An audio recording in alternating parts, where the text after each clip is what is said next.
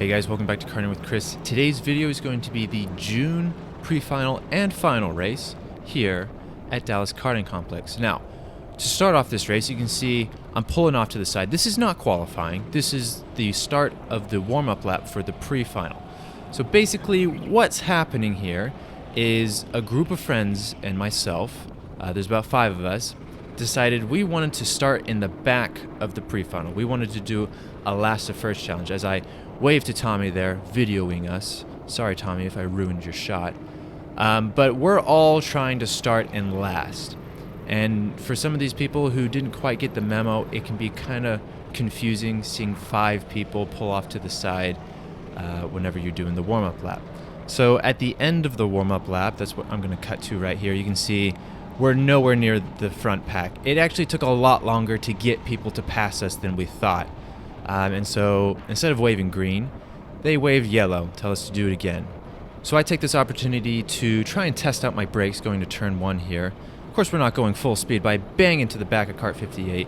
That's my friend Bryce right here. I'm apologizing. And you can see clearly right here, he's got a concussion. So I ask him if he's okay, and he responds back saying he's all right, and all is well.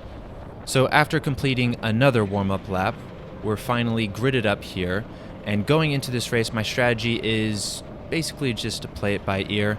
It's very hard to try and guess what's going to happen, so I'm just going to go based off of instincts. And so going down the straight here, we have the outside, not that big of a deal. Flagman waves green, we're good to go. I try following Bryce at the beginning, but you can see a gap opens up on the inside, so we go up the inside. But then going into turn 2, we have the outside, and so that doesn't really bode well for me. But we do gain at least 3 positions at the start there, so not too bad. Going into the chicane, cart 44 kind of pinches me narrow, having to take the grass on the exit of the chicane. So going somewhat defensive into this banked corner. They call it the bowl, for those of you wondering. Cart 44, he was one of the people who is electing to start in the back with me. This is Ben. We're going to see him throughout this race. But looking further ahead, we can see going into the double right-hander, tons of people going side by side. And so we're going to go on the inside. I see it opening on the inside here. Doesn't quite work out, but this is one thing I noticed. My cart not having the best bottom end. You can see cart 44, that's Ben, definitely pulling coming out of the corners. Again, through this left-hander. I know I didn't track out coming out of that corner, but I definitely did not get the worst exit coming out of that corner. But one thing I noticed is that once my cart got going, it had pretty good top end. So going down the straight here, I'm pushing Ben. We're going to pass 2 people going into turn 1 up ahead. And like I said, my cart has pretty good top end. It's just the bottom end, very lacking. So going through turn 1 there, you see me bang into the back of Ben there. I thought he was going to brake a little bit later, and he didn't. And so that was on me. I should have guessed that, because we're going on the inside. You need to brake a little earlier when going on the inside. So I kind of let him back in front of me. Definitely don't want to pass someone like that. And so coming out of the bowl here, you can see he's pointing forward. He's telling me to work together with him.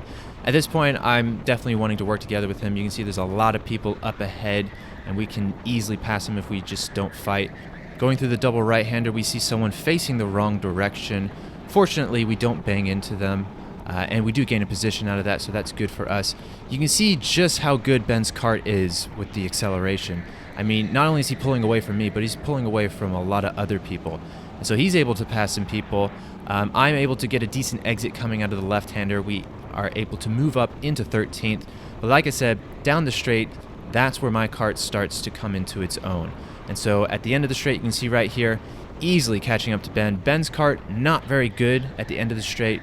Pretty good coming out of these slower corners. And so we passed Ben temporarily. There's a person going out pretty wide into turn 2. Usually you want to open up that corner, but not that much. But like I said, bottom end of my cart, not that great, so not able to really go side by side through the chicane. But we are in front of Ben now, and right here, having to back off. I didn't trust 34. I don't know who it is. I didn't trust him to give me room there, so I kind of backed off. Ben is still right behind me, so if I make a mistake, he's definitely going to try and pass me. And so coming out of the double right-hander, like I said, his cart had way better acceleration than me. And right here, he's going to prove that his car has better acceleration than me. And he passes me, and we move down into 13th. So we're fighting a lot with Ben here, and that's not good. We don't want to be fighting with each other. We want to be working our way through the pack. And so some of you might be thinking, Chris, just let him pull away coming out of the corners, and at the end of the straights, start pushing him. And that's what I start doing here. I start pushing him, just trying to work together with him a little bit more. Right here, you can see he's telling me to just work with him, and all will be well. So on this lap, I'm going to try and see if we can pass 34 together as a team. You can see through turn 1 there, he kind of went a little deep, and so I was going side by side with him, but not trying to pass him, but kind of just also letting him know that, I'm also here, right? If you make a mistake, I'm going to try and pass you.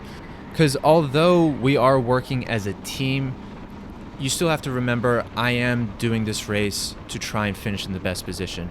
And when it comes down to it, if he's the only person I can pass, then I'm going to fight him in the end. I don't want to have to fight him, but if it comes to it, then I will have to fight him, right? You can be friends all you want, but when you get onto the track, a position is a position at the end of the day.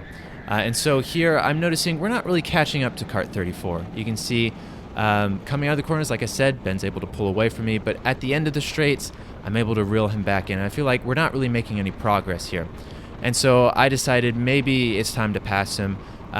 Around this track, top end is more important than bottom end. So I think if I can get around Ben and then just put in some just consistent laps, I should be able to maybe pull away from him and maybe challenge kart 34. So you can see going through turns 1 and 2, we went side by side. Going through the chicane right here, I'm going to get a decent run, and going into the bowl, the door's open, and so I'm just going to send it up the inside here. He sees me coming, he gives me enough room. The good thing about the bowl is that it's banked, so he didn't really lose a whole lot of time. And actually, after the race, he kind of thanked me, because out of all the places to pass someone, you lose the most time, or you lose the least amount of time passing someone through the bowl. So now we're in front of Ben here. He's not going to fight me anymore. I think he realized what kind of race his race was going to look like. And so I think he just tried to stick behind me the best he could. And so we're just going to try and hunt down kart 34. Like I said, I think I should be able to pull away from Ben. Unfortunately, sometimes you just get a bad kart. And in this occasion, my bottom end's not that great, but top end, like I said, that's definitely more important than bottom end. And so looking forward ahead, we can see flagman's waving halfway to go. For those of you math majors, you know that we are already past the halfway mark. DKC, not known for their accurate flagging. But up ahead, we can see kart 34 and kart 54 going side by side, fighting quite a bit. And so I see kart 34 has the inside into the chicane, so I'm going to follow him through. Like I said, my bottom end, not that great, so I'm not able to really pull coming out of some of the slower corners. But like I said earlier, the bowl, very easy to go around the outside, and I just proved it right there. Kart 54 had the inside, but I was able to hold my speed around the outside because of the banking, and we move up into 11th place. Now, kart 34 proved to be a tough person to pass. Like I said, my bottom end, not that great, and his top end was pretty similar to mine. So you can see we're on the second to last lap here, about to start the last lap. I have skipped ahead, for those of you not paying attention. But you can see down the straights here that my top end and kart 34's top end, pretty similar, so I'm not going to pass him going down the straights. You can see going to turn 1 just how much I catch up to him going on the braking zone. He goes a little sideways through turn 1 there, and I accidentally bang into the back of him, kind of ruins my momentum. And then again, I'm all over his bumper, but coming out of the slower corners, he just pulls away from me, and so it's kind of frustrating. You feel like you're faster than someone, but it's tough to pass someone who has just a little bit better of a kart than you. And so because of that, he is a little bit too far in front of me. Turn 1 and 2, that was really the main places I'd catch up to him the most. I think had I not banged into the back of him, and I had maybe just gone for the move there, just done like a really late lunge, probably would have had a better shot at passing him. But sometimes we make mistakes, and in this instance, we're not going to finish in P10. We're going to finish in 11th. Kart 34 and the next kart in front actually end up finishing quite close here, but we finish in 11th place. So we skip ahead to the final race here. We're going to be starting in P11. We're not starting in the back this time because we already did that. For those of you who don't know, wherever you finish in the pre-final, that's where you start in the final. Now going into this race, my strategy is to not work together with anybody, because beforehand someone told me I have a really good kart. And when you have a good kart, you just got to use it and just try and pass everyone. So flagman waves green, we're good to go. We've got the inside for the start, which is really good for us, and so we're going to gain a couple positions just because of that. But then we do have the outside going into turn 2, but like I said, our kart's pretty decent, so we are able to hold our momentum around the outside. And so we move up 2 positions within the first couple of corners. That's good for us. Going into the bowl, almost looked on the move for kart 39 there, thought better of it. Although we have a good kart, we don't want to be making stupid decisions. And again, going down the straight here, thought about the move on kart number 39, but then backed out of it last minute. Don't want to be making any stupid mistakes, especially at the start. If you make a bad mistake at the start, everyone will pass you. So just being smart. But then going down the straight here, you're going to see just how good my kart is, easily sailing past kart number 39 and moving up into 8th place. So going through the left-hander onto the not-so-straight, you can see we're behind the numberless kart right here. This guy trying to deploy the lean. Not even the lean is able to challenge the speed and acceleration of my kart. And so we're able to easily move up into 7th place here.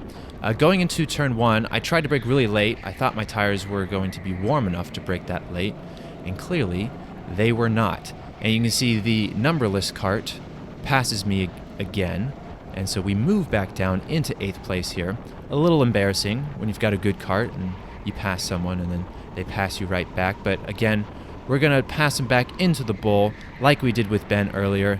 Going a little wide of the apex right there. Again, tires not quite as warm as I thought, so I do apologize to that guy who I kind of pushed out wide. But we do move back up into 7th place. Up ahead, we can see there are about 4 karts going side by side, and so that will be good news for us. We'll be able to catch up to them a lot quicker. Up ahead, we're going to see someone who decides to just quit on the right there. Unfortunately, that was not for position. Coming out of the right-hander, kart number 50, this is my friend Vin, not getting the best of exits, and so he actually points me by. I think he knew I had a decent kart as well, so there's really no point in fighting me. And so we move up into 6th place. And at this rate, if we keep this progress, we should be in 1st place in a matter of minutes. So the next kart in front, in 5th place, is kart number 49. He's next on our to-do list. And we're going to see just kind of how good my kart is. The driver in kart 49, I don't know who it is. All I know is it's not Mullet Man. If you know, you know, but it's not Mullet Man. But I've raced with him a couple times before. I know he's a good driver. And like I said, my kart, pretty good down the straights. You can see definitely gaining. And I think he realizes this too, so he's going defensive on me into the double right-hander. So I kind of expected that. And then going into the left-hander up ahead, again, he's making sure that he has the inside. And going into the left-hander, I try and hold it around the outside. Doesn't quite work out. You can see kind of banging into the back of him. But once again, once I get going down the straight, there's really nothing left he can do.